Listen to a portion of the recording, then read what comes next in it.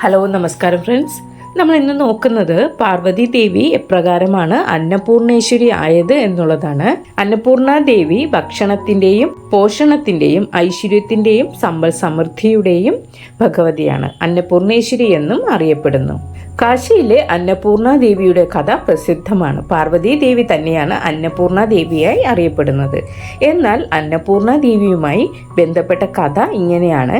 ഒരിക്കൽ ശിവഭഗവാൻ ഭക്ഷണത്തിന് പ്രാധാന്യമില്ലെന്ന് പ്രഖ്യാപിക്കുന്നു. ഭക്ഷണമില്ലാതെയും ജീവിക്കാനാകുമെന്നായിരുന്നു അദ്ദേഹം പറഞ്ഞത്. എന്നാൽ ഭക്ഷണത്തിനുള്ള പ്രാധാന്യം എന്താണെന്ന് മനസ്സിലാക്കി കൊടുക്കാൻ തന്നെ പാർവതി ദേവി തീരുമാനിച്ചു. ഇതിനായി ദേവി സ്വയം അപ്രത്യക്ഷമാവുകയും ഭൂമിയിലുള്ള സകല ഭക്ഷണത്തിന്റെ സ്രോതസ്സുകളും അപ്രത്യക്ഷമാക്കി. അധികം വൈകാതെ തന്നെ ശിവഭഗവാനെ ഭക്ഷണത്തിന്റെ പ്രാധാന്യം എന്താണെന്ന് ബോധിച്ചു. പാർവതി ദേവിക്ക് മുന്നിൽ ഭക്ഷണം ലഭിക്കാൻ പാത്രവുമായി യാചിച്ചു നിൽക്കേണ്ടിയും വന്നു. ഭക്ഷണത്തിന്റെ ദേവിയായി പാർവതി ദേവി മാറിയത് ഇങ്ങനെയാണ്.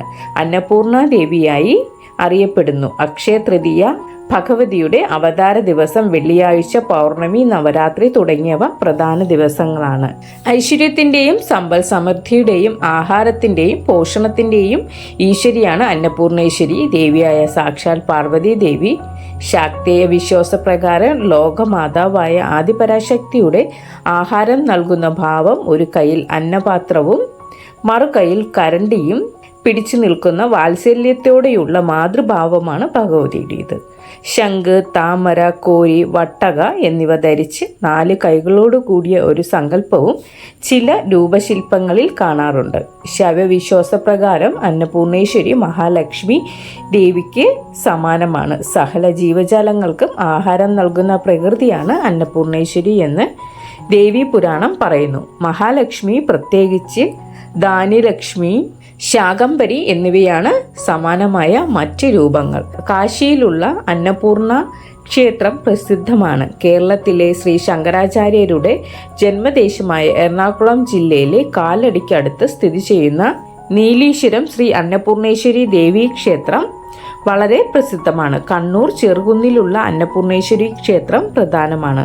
തൃശൂർ പഴയന്നൂർ ഭഗവതി ക്ഷേത്രമാണ് മറ്റൊന്ന്. അക്ഷയ തൃതീയ അന്നപൂർണേശ്വരിയുടെ അവതാര ദിവസമായി കണക്കാക്കുന്നു.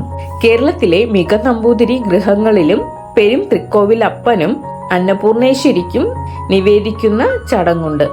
അടുക്കള തേവരുകളുടെ കൂട്ടത്തിൽ പെരും തൃക്കോവിലപ്പന്റെ ലോഹനിർമ്മിതമായ ശിവലിംഗവും അന്നപൂർണേശ്വരിയുടെയും വിഗ്രഹവും ഉണ്ടാകാറുണ്ട്.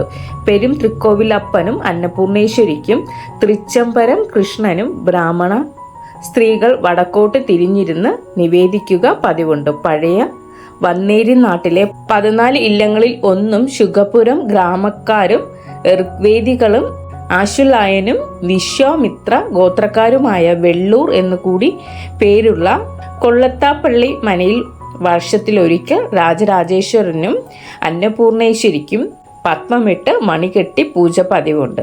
6 നാഴി നിവേദ്യവും പാൽപായസവും പതിവുണ്ട്. രാജരാജേശ്വരന് തുളസിയാണ് പ്രധാനമായി പൂജയ്ക്ക് ഉപയോഗിക്കാറുള്ളത്. കൂവളത്തില പതിവില്ല. അന്നപൂർണേശ്വരിക്ക് തെച്ചിപ്പൂവുമാണ് ഉപയോഗിക്കുന്നത്. ഇത്രയുമാണ് അന്നപൂർണേശ്വരി ദേവിയുമായി ബന്ധപ്പെട്ട വിശേഷങ്ങൾ. Thank you.